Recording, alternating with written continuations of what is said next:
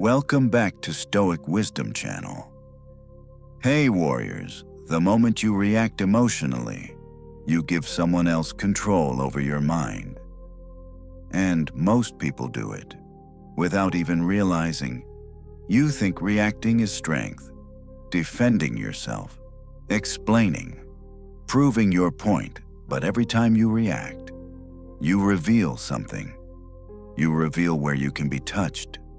The Stoics understood this long before social media, before arguments, before noise. They knew. Reaction is the first step toward losing freedom. There is a weight settling upon us, isn't there? A subtle, pervasive pressure that seems to emanate not from any single source, but from the very fabric of the air we breathe. The currents that pull us through the labyrinth of the modern day. It's in the incessant hum of notifications demanding our attention, the relentless cascade of images and opinions vying for a space in our consciousness, the echoes of expectations, both spoken and unspoken, that seem to follow us even into the quiet solitude of our own homes, whispering of inadequacy, of falling short, of a constant, gnawing need to do more, be more, achieve more in a world that never seems to pause for breath. We find ourselves adrift on a sea of information, buffeted by waves of comparison, tossed by anxieties born from futures uncertain and pasts we cannot change, perpetually reacting to the slightest shift in the digital wind. The smallest tremor of social pressure, the faintest whisper of perceived failure.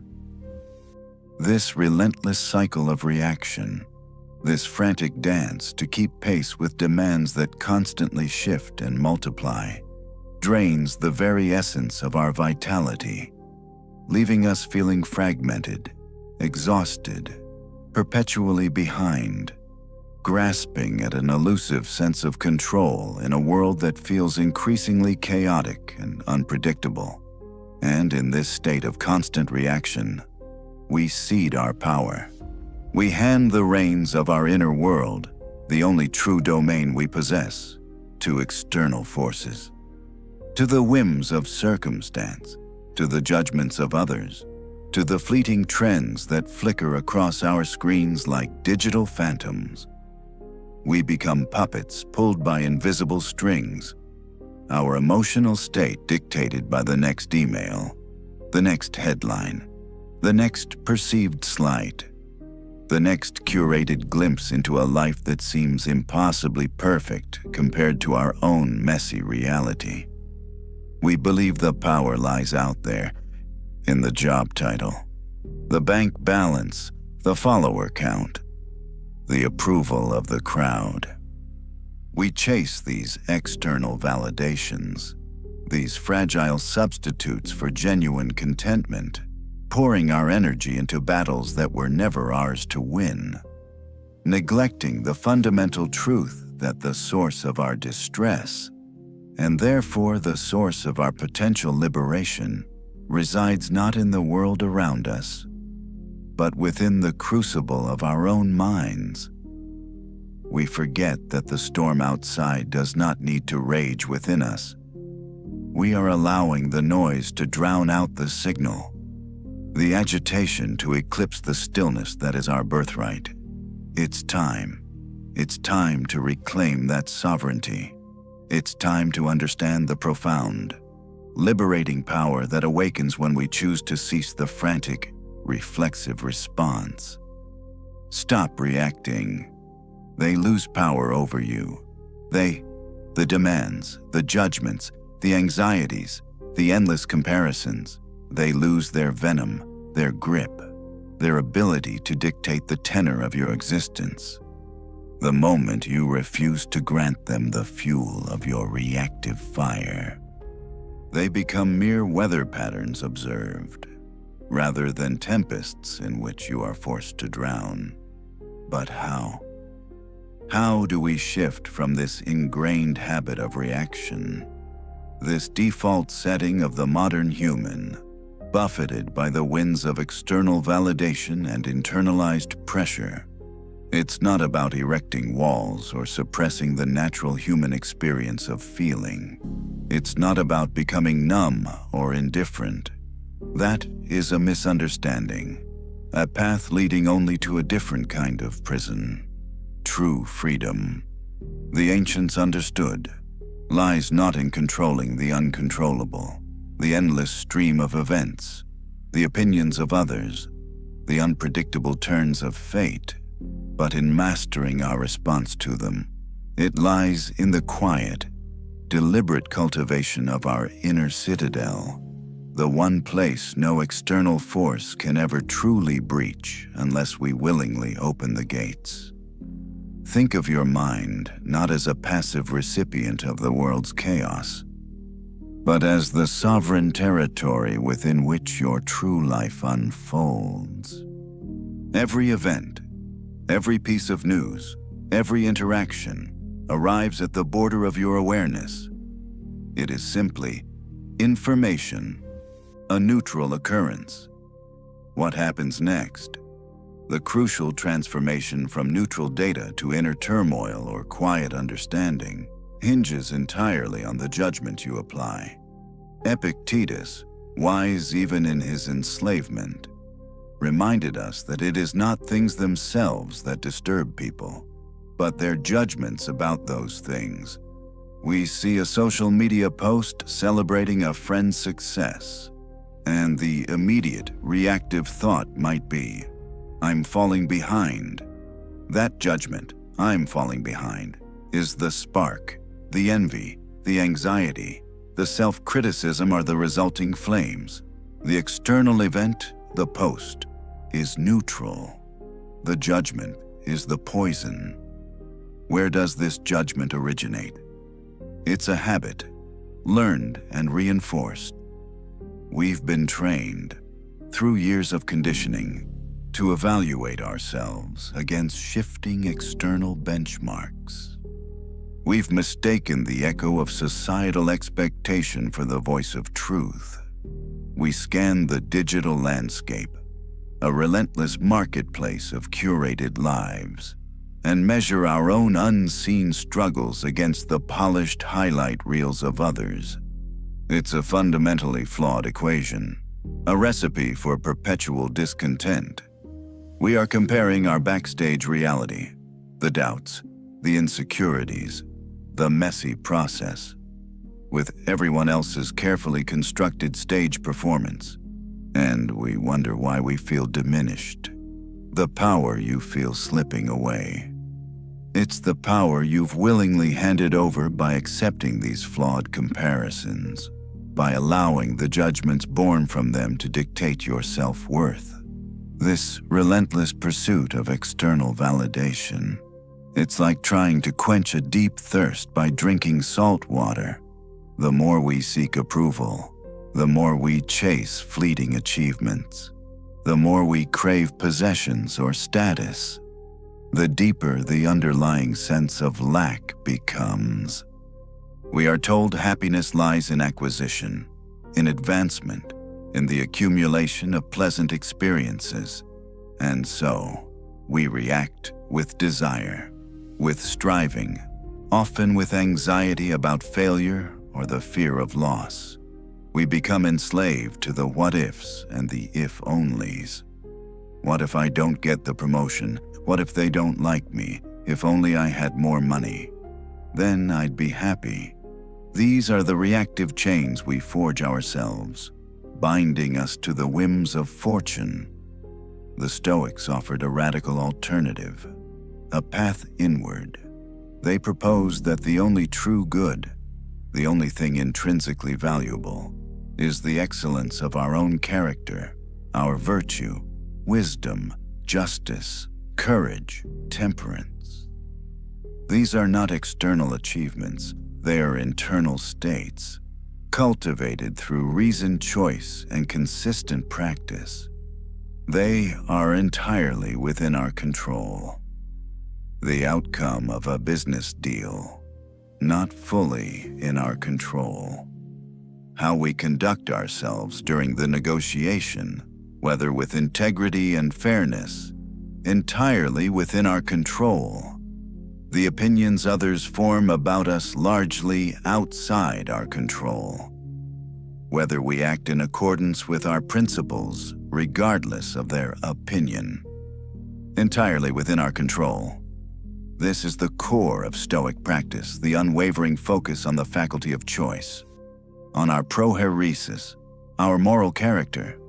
It's the recognition that our freedom, our peace, our eudaimonia, our flourishing, depends not on favorable circumstances, but on the quality of our inner response. Consider this: the universe is in constant flux. Change is the only constant. Empires rise and fall. Seasons turn. Fortunes shift like sand dunes. To expect permanence, to react with distress when change inevitably occurs, is to fight against the fundamental nature of reality itself. It is like standing on the shore demanding the tide stay out. The wise individual understands this flow. They do not resist the river, they learn to navigate its currents. They focus their energy not on altering the river's course, an impossible task, but on steering their own vessel with skill, courage, and clear judgment. Stop reacting. They lose power over you. The they here are the external events, the uncontrollable outcomes, the shifting sands of fortune. When you anchor yourself in the discipline of your own reasoned choices, these external tides lose their power to capsize you. You can still be moved by events, but you are no longer driven solely by them. We often mistake discomfort for disaster. A harsh word spoken, a project delayed, a moment of loneliness.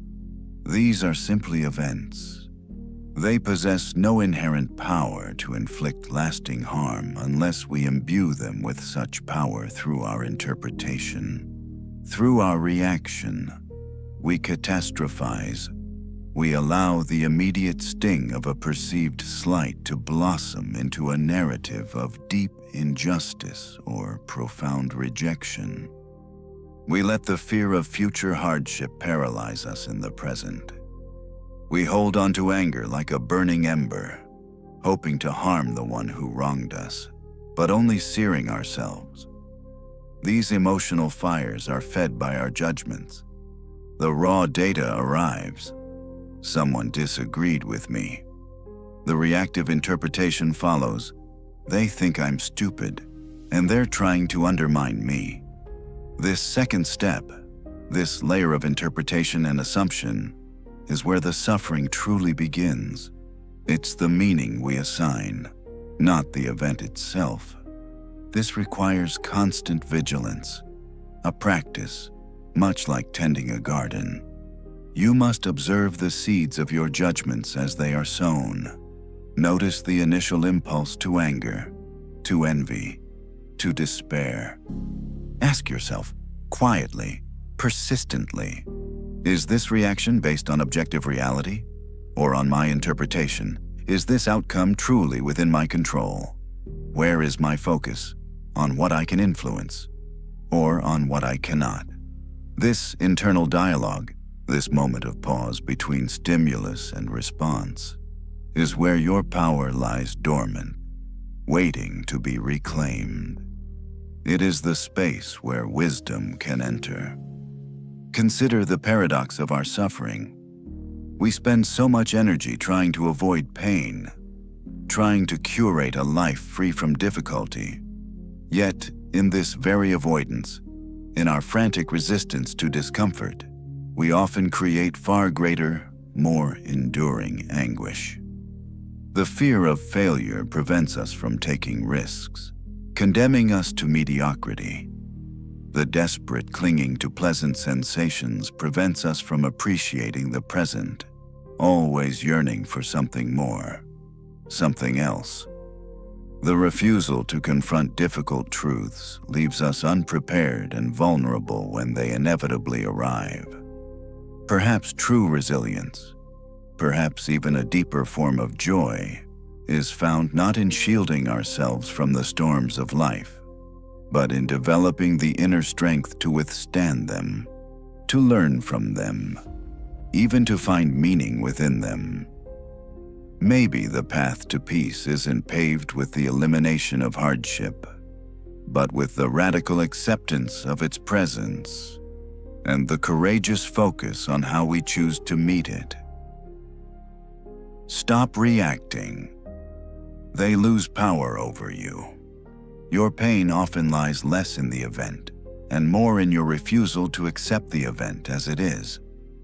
We live in an age that constantly bombards us with the illusion of alternatives, infinite choices, infinite possibilities, infinite versions of happiness presented through dazzling screens. This creates a peculiar kind of paralysis, a fear of choosing incorrectly, a fear of missing out on some potentially better path. We become hesitant, indecisive, constantly second-guessing, and this indecision itself breeds anxiety. We react to the possibility of making a mistake, rather than acting decisively based on our best judgment in the present moment. Seneca spoke of the man who is destined to die of hunger surrounded by food, simply because he cannot decide which morsel to take first. We are that man, starving our inner peace amidst a banquet of fleeting distractions and potential paths. The Stoic path cuts through this Gordian knot. It simplifies. It asks what is truly necessary, what aligns with virtue, what is within my power. By focusing relentlessly on these questions, external options and societal pressures begin to lose their overwhelming significance. The noise fades. The path, though perhaps not the easiest or most glamorous, becomes clear. It is the path of integrity, the path of reason, the path aligned with our nature as rational, social beings. Choosing this path, moment by moment, is the ultimate act of reclaiming your power. It is the quiet rebellion against the tyranny of external expectation and the chaos of uncontrolled desire. And let us speak plainly about the corrosive nature of comparison, particularly in this hyper-connected era. We scroll through feeds curated to present the pinnacle of success, beauty, and happiness. We see engagements, promotions, exotic travels, perfect families, the highlight reel, and our mind, that clever pattern-seeking machine, immediately draws parallels, often unflinchingly negative, with our own seemingly mundane or difficult reality. We forget the unseen struggles, the behind-the-scenes efforts, the anxieties and failures that invariably accompany every human life. No matter how polished the exterior, we engage in a form of psychological self-harm, measuring our own complex internal world against the carefully selected fragments of others' lives. This is not a fair fight. It is a rigged game designed for only one outcome: dissatisfaction. The power you grant to these comparisons is immense, fueling feelings of envy, inadequacy, and resentment. Recognize this process for what it is: a trap, a mental construct that serves no one, least of all yourself. Stop reacting. They lose power over you.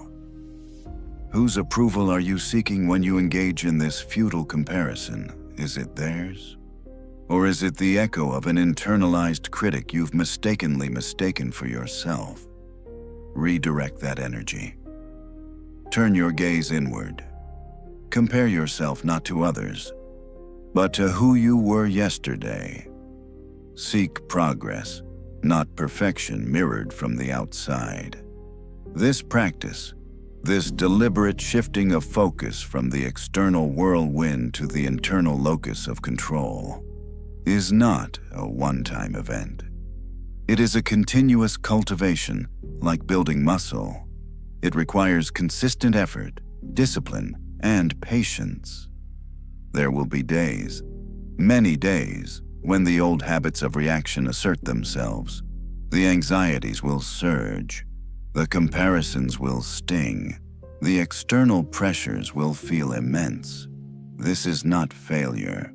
This is simply part of the human condition.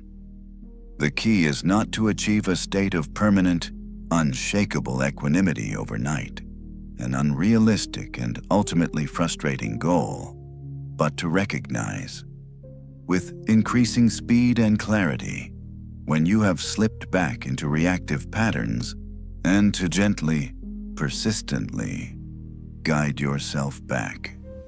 Think of Marcus Aurelius, the emperor of Rome, perhaps the most powerful man in the world, writing his meditations not for publication, but as personal reminders, exercises in self-discipline, written often on campaign, amidst the chaos and brutality of war. His constant refrain was to focus on the present moment, on the task at hand, on acting virtuously right now, regardless of external outcomes or the opinions of others. Waste no more time arguing about what a good man should be. Be one. He understood that true power wasn't in commanding legions, but in commanding oneself. His resilience came not from controlling the vast Roman Empire, but from mastering the empire of his own mind. He saw external events as indifferent, but his response as paramount. This is the essence of living in accordance with nature, our rational nature. To accept what we cannot change, to act with courage and justice where we can, and to do so with a calm and reasoned mind. It's about finding the freedom that exists precisely within the constraints of our circumstances. It's understanding that while you cannot control the waves, you can learn to surf. You can find stability not by resisting the flow of life, but by understanding its currents and aligning your actions with reason and virtue. And what if peace? What if true peace isn't the absence of difficulty, the eradication of challenge? What if it's not a destination we arrive at when all external conditions are finally perfect? What if peace is simply the quiet space we discover within ourselves, right here, right now, amidst the imperfections, amidst the uncertainties, a stillness that doesn't deny the storm, but simply observes it, understands it as temporary, and refuses to let it extinguish the inner light. A deep, resonant knowing that, regardless of what happens out there, your core self, your capacity for reasoned choice, remains intact, inviolable. A quiet acceptance of what is, freeing up the immense energy previously wasted on resistance. Stop reacting. They lose power over you. This isn't a command to inaction, but a call to right action, action rooted in clarity, virtue, and self-awareness, not in reflexive impulse. So, let the noise recede. Let the urgent demands soften their clamor. Let the comparisons dissolve into the recognition of shared human experience. You stand at the helm of your own mind. The waves will rise and fall. The winds will blow. Others will have their opinions. Circumstances will shift in ways you cannot predict or prevent. But the ultimate authority over your inner world rests with you. It rests in the deliberate choice of your judgments, the integrity of your actions, the quality of your character. Focus on what is truly yours, your thoughts, your intentions, your responses. Let go of the illusion of control over everything else. Find your strength not in imposing your will upon the uncontrollable, but in the unwavering practice of your own virtue, moment by moment. This is the path, not always easy, often challenging, but the only one leading to genuine, resilient peace, the peace that arises not from changing the world, but from mastering the self. Goodbye and see you in the next video.